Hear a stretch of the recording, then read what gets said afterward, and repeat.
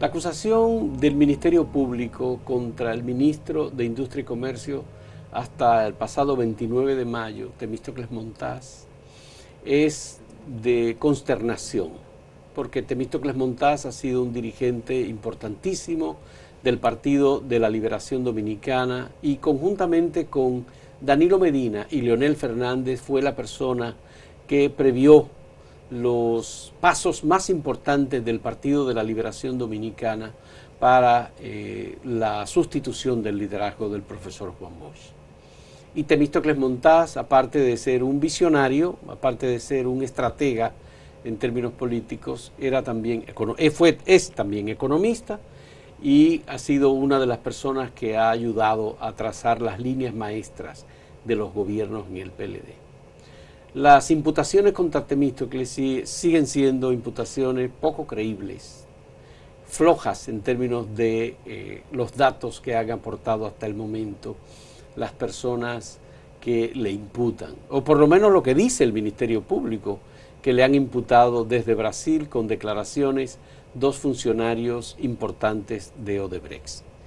Esta conversación que vamos a tener ahora es con Luz Díaz, abogada penalista, que ha estado vinculada a grandes casos penales en República Dominicana, una mujer joven pero de una gran experiencia en términos penal, en términos jurídicos, y en este caso ha asumido la defensa de Temístocles Montaz. Hizo una presentación que todos los abogados y conocedores de los procesos penales ha destacado como brillante, la hecha frente al magistrado Francisco Ortega Polanco la pasada semana. Luz, muchas gracias por aceptar nuestra invitación y a nosotros nos gustaría que nos definiera cuál es tu criterio sobre las decisiones en general adoptadas por Francisco Ortega Polanco en relación con las medidas de coerción solicitadas por el Ministerio Público. Bueno, en general, sí. No quiero especificar ahora lo de Temístocles Montaz. ¿Cómo no? Bueno, bien. Muchísimas gracias por la invitación. Lo de brillante, agradezco mucho los comentarios. Yo siempre le digo a las personas que me hacen ese tipo de afirmaciones que esta es la defensa que el ingeniero Montaz merece. La verdad es que en términos generales, el proceso llevado a cabo en el cual ha sido incluido el ingeniero Montaz, entendemos nosotros primero que el calificativo es de un proceso abusivo. Ese es nuestro mejor calificativo en el sentido de que se ha tratado de traer por los cabellos a una persona basándose en informaciones imprecisas, en informaciones en algunos casos hasta falsas y partiendo de premisas equivocadas, ¿verdad? La decisión del magistrado que todos conocemos, entendemos nosotros que ha sido desafortunada.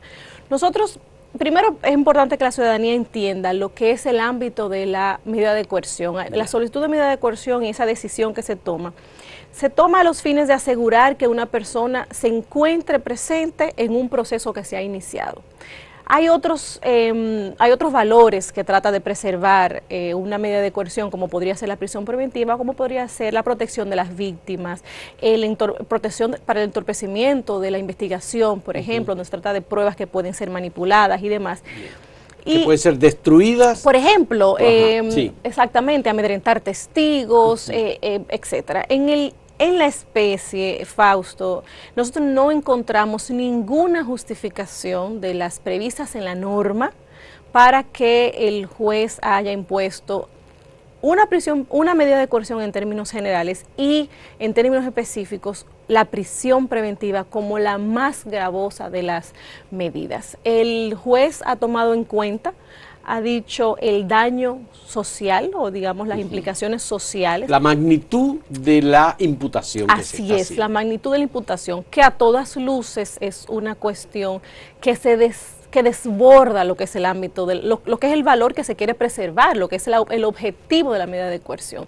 Esta no es una pena anticipada. No puede convertirse una medida de coerción en una pena anticipada, porque entonces lo que se está haciendo es que se está desnaturalizando lo que es el objetivo. Prejuzgando entonces. Exactamente. Y lo que ha dicho el ingeniero Montaz en su participación, sobre todo si recuerdan, es que él es el más interesado en que se concluya la investigación y que él ha estado y estará a disposición de las autoridades para continuar, ¿verdad?, con lo que es el proceso de investigación para poder eventualmente, y así será, tenemos nosotros con mucha claridad de que ese será, el limpiar su nombre, que hasta ahora ha sido bastante enlodado. Y en el caso en general, porque el Ministerio Público el juez aceptó las solicitudes del Ministerio Público, no en la dimensión solicitada, pero ellos pidieron para todos igual 18 meses de prisión.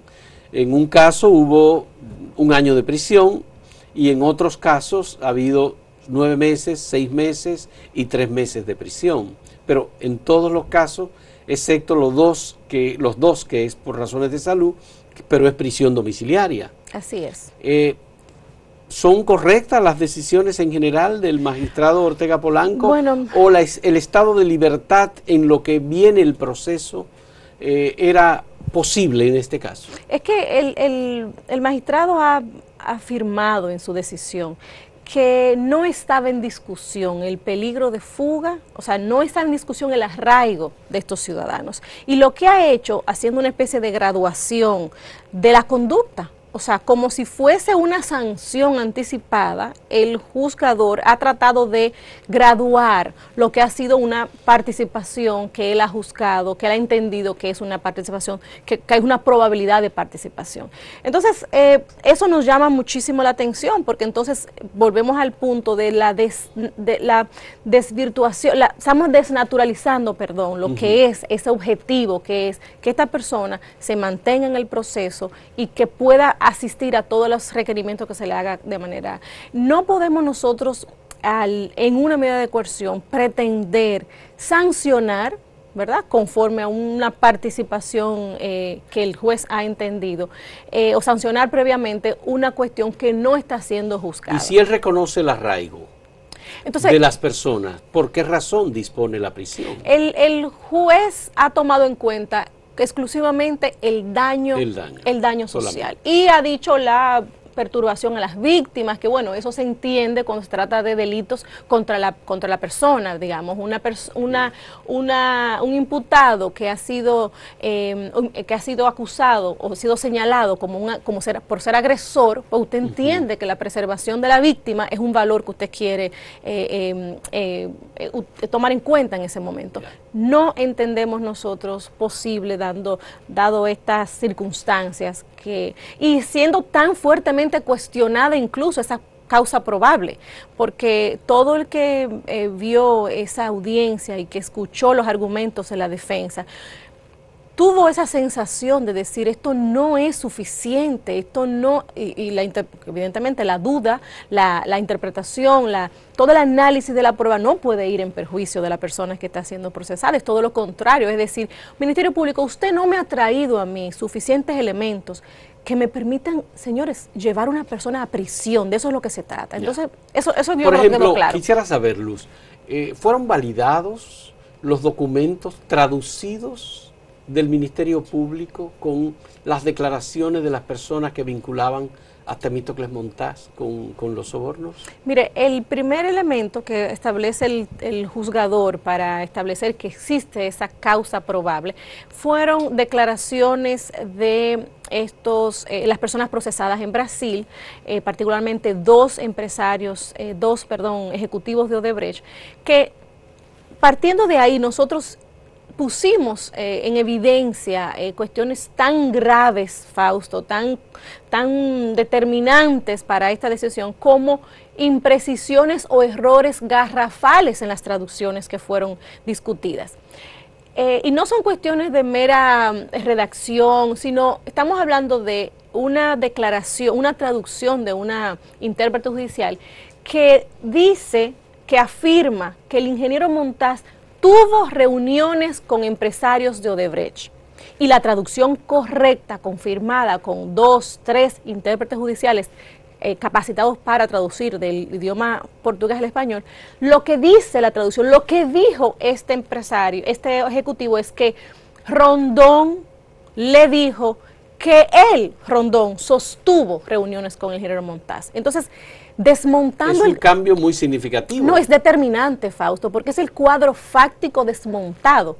Si usted me dice a mí que hay un empresario de Odebrecht que le afirma que él, particularmente, sostuvo reuniones con el ingeniero Montaz, cuando en realidad lo que ocurrió es que, lo que dice en realidad es que el ingeniero Montaz sostuvo reuniones con Rondón, a decir de Rondón, y a su vez lo que dice este ejecutivo.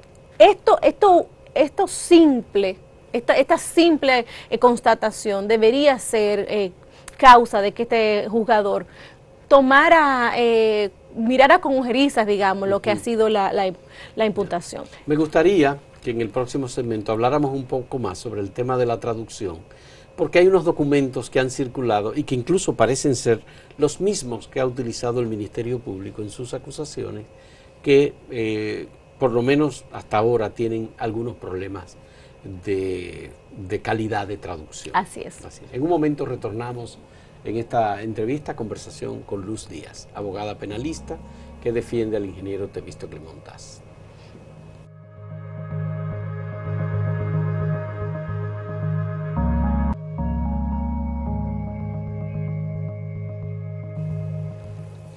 Luz, quería conversar sobre el tema de las traducciones. En Acento nosotros publicamos una versión de la comunicación del Procurador General de la República al Procurador General de Brasil solicitando los datos.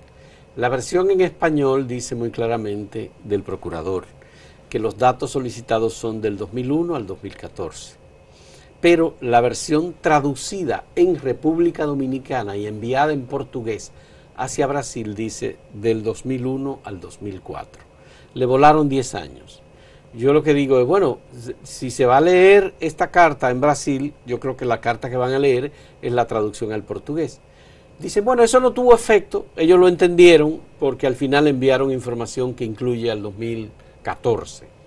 Pues bien, esto se repitió en otros casos, en las traducciones que hasta ahora manejaron ustedes como defensores de Temístocles Montaz. Justamente esa traducción a la que te hacía referencia hace un momentito es la misma intérprete judicial que hace una traducción tan dramáticamente distinta en cuanto al cuadro fáctico que incurre también en ese mismo error. Y no solamente eso, cada uno de los imputados ha revisado y ha verificado, ¿verdad?, el cuadro fáctico presentado para cada uno de ellos y se han identificado otros errores. En el caso del ingeniero Montaz es un error que nosotros no vamos a decir que el Ministerio Público lo ha utilizado adrede, porque evidentemente es una traducción de un idioma distinto. Lo que estamos diciendo son varias cosas. Al tribunal, al juzgador se le dijo, mire, esta traductora no ha sido acreditada para traducir del idioma portugués al idioma español. La Suprema Corte de Justicia nos contesta a nosotros con una sospechísima certificación diciendo que esos son los usos y la costumbre y que en efecto ya sí está acreditada. Ahora, lo que no nos pudo probar es que en efecto ya tenía las competencias adecuadas para traducir del idioma portugués al español. Y eso se ha presentado, se ha contrastado con una traducción por un intérprete efectivamente acreditado, evaluado por la Escuela Nacional de la Judicatura para traducir de ese idioma al idioma español, y ese es el resultado, por lo que se trata de la misma intérprete judicial. Que hay un error en la traducción utilizada por el Ministerio Público. Así es, así es. Que implica que Temístocles Montaz no se reunió con ningún funcionario de Odebrecht. Así es, eso es lo que estamos diciendo. Sino que se reunió con Ángel Rondón, y eso él lo ha dicho, porque él sí se reunió con Ángel Rondón. Así es. Así es, eso es tan grave y tan, a nosotros de verdad nos sorprendió, y no, porque el ingeniero Montaz, cuando fue preguntado en el interrogatorio que le hizo el Ministerio Público,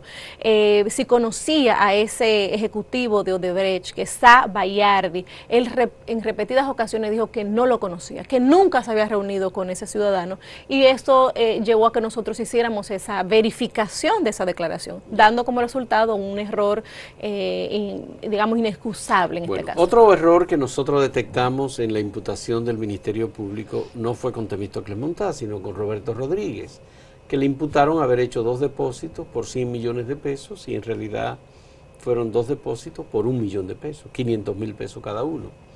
Se dijo que había sido un error y el Ministerio Público lo admitió, que fue un error que ellos cometieron. Pero al cometerse y al constatarse tantos errores, Andrés Bautista, le imputaron que era presidente del Senado en un momento en que se aprobó supuestamente un préstamo y él dice, no, yo no era presidente del Senado. Pero además, no solamente eso, yo voté en contra de ese préstamo. Así es. Entonces, este tipo de errores no significa que el magistrado Francisco Ortega Polanco debió someter, digamos, a cuestionamiento la parte de prueba entregada por el Ministerio Público. Fausto, la separación de funciones es el pilar fundamental de un Estado de Derecho. El juez no está llamado a estar limpiando la leche derramada por otros poderes. El juez es el garante, es el tercero imparcial, es el árbitro. Entonces, si el juzgador lo que está es arreglándole, digamos, las cuestiones al Ministerio Público, pues entonces esas exigencias, ¿verdad? Eso básicamente nunca será realidad, de que en efecto tendremos un juez que pueda ser el garante y básicamente el sedazo de unas imputaciones que podrían perfectamente ser por otras razones y no en realidad la búsqueda de la verdad. Lo que me estás diciendo es que el juez Francisco Ortega Polanco le arregló el expediente al Ministerio Público. Definitivamente, definitivamente, porque no hay ninguna posibilidad que haya una imputación basada, en el caso del ingeniero Montaz, que es a quien yo represento, basada en unos sobornos recibidos y la prueba de esos sobornos corresponde a un supuesto enriquecimiento ilícito. Le dice al Ministerio Público, he aquí, magistrado, la prueba del soborno. Vamos a ver este aumento patrimonial injustificado. Cuando está desmontado, Fausto, esa hipótesis, entonces el juez no puede hacer otra cosa que decir, Ministerio Público, usted se ha equivocado. Aquí no hay, la hipótesis suya, que no es que yo se la voy a arreglar, la hipótesis suya, la que usted me presentó, la que quedó petrificada en esa solicitud, no ha sido probada, o se ha desmontado, o se ha desmoronado. Entonces, el juez bajo ninguna circunstancia puede venir a hacer complicidad con el Ministerio Público, porque de eso es lo que se trata, de que sea este tercero garante de los abusos, de las arbitrariedades, incluso de los intereses que podrían estar muy divorciados de lo que es la búsqueda de la verdad. ¿Y qué opciones tienen personas como Temístocles Montaz, por ejemplo, ante la justicia, ahora que ya hay medidas de coerción y que ya hay una disposición legal? Así es. En el sentido de que tiene que guardar prisión por un periodo de 6 meses. 6 meses, así es. En el caso de Temístocles Montaz, prisión preventiva. Esa prisión podría extenderse. En el caso de que el Ministerio Público no completara en ese periodo de tiempo la acusación formal que deberá hacer. La prisión preventiva primero debe ser revisada cada 3 meses de oficio por el juzgador que queda a cargo de esta etapa de investigación, que sería el mismo juez. El mismo Francisco Ortega Polanco. El mismo juez Ortega. Sin embargo, también, bueno, además de esto, el imputado puede solicitar cuantas revisiones se entienda durante este periodo, siempre y cuando presente elementos nuevos o presupuestos nuevos que hagan variar la decisión. También está abierto el recurso de apelación, que es lo que nosotros estaremos interponiendo a la mayor brevedad posible. Tenemos un plazo de 20 días hábiles a partir de la notificación de la decisión, que ocurrió el jueves de la semana pasada, y estaremos nosotros en esta misma semana depositando ese recurso de apelación, porque entendemos que esta decisión es insostenible, es una decisión que no puede ser mantenida toda vez que hace caer los principios más elementales del debido proceso. Y si en el caso del magistrado Francisco Ortega Polanco, por ejemplo, cometió un error material en su sentencia respecto de Temístocles Montaz, ¿qué posibilidad tienen ustedes? Por ejemplo, si se dice que él fue ministro de Hacienda, claro, y él nunca fue ministro de Hacienda, no, claro, lo ha sido nunca. Claro, claro. Que él fue secretario técnico de la presidencia y fue ministro de Economía y Planificación. Sí, uno de los vicios de la decisión que nosotros ya hemos identificado en ese caso, por ejemplo, que el ingeniero Montaz en su condición de ministro de Hacienda recibió valores para su campaña, para la precandidatura en los años 2004, 2008 y 2012, esa información tiene la decisión, es una desnaturalización de los hechos que se discutieron. Ni siquiera con la prueba aportada por el Ministerio Público podemos sacar esas conclusiones, por lo que es evidente que la decisión es insostenible y debe ser revocada. Bien, vamos a hacer una última pausa en este diálogo con Luz Díaz, abogada penalista y defensora del ingeniero Temístocles Montaz.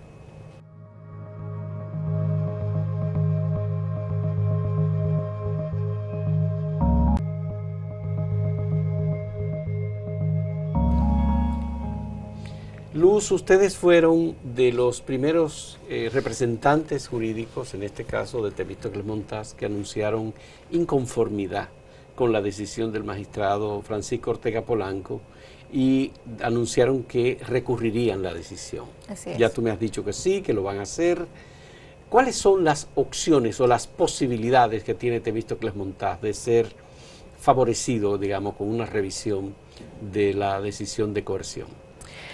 Bueno, nosotros en realidad nos sorprendió tanto la decisión de este juez de instrucción especial que por algunos momentos nos sentimos con la misma aprensión, pero no podemos hacer otra cosa, Fausto, que entender que el Poder Judicial Dominicano está siendo observado y la lucha contra la corrupción, la lucha contra la impunidad no puede estar basado en decisiones arbitrarias alejadas a lo que es el debido proceso. Nosotros entendemos que sí, que en una revisión en apelación de la decisión, donde evidentemente varias personas puedan ver lo que se discutió y reformularse un poco lo que es ese cuadro fáctico que el Ministerio Público intentó y que en efecto logró, ¿verdad?, que se le fuera acogido. Nosotros entendemos que debe ser variada. Debe ser variada porque no hay una posibilidad de que este ciudadano se vaya del país. Es un ciudadano, por Dios, exministro recientemente de Industria y Comercio, sí, con compromisos. Miembro del comité político del PLD. Con compromisos y un arraigo incuestionado, que no lo cuestiona ni siquiera el mismo juez. Por lo que nosotros, claro, hay algunas preocupaciones, ¿verdad?, sobre la composición de la... Por ejemplo, la composición de la segunda sala penal de la Suprema Corte de Justicia. Allí están como presidenta Miriam Germán Brito, así es, Esther Agelán, que son dos magistradas reconocidas y que tienen una posición muy clara con respecto a cómo debe aplicarse justicia. Pero también están Alejandro Moscoso Segarra, Fran Soto e Hirohito Reyes, que han tomado decisiones que son calificadas como políticas, porque son jueces que tienen conexiones políticas con el PLD. ¿Eso favorece o desfavorece a Temístocles Montaz? Bueno, la verdad que tú lo puedes ver desde diferentes perspectivas. Podrían decir, y hay un movimiento muy importante que entiende que deben ser excluidos del conocimiento del proceso aquellos jueces que tengan esa afinidad, digamos, al Partido de la Liberación Dominicana, por lo que nosotros podríamos pensar, o la ciudadanía podría pensar, que a nosotros nos convendría entonces que estos jueces estén ahí. Fíjese, en realidad nosotros...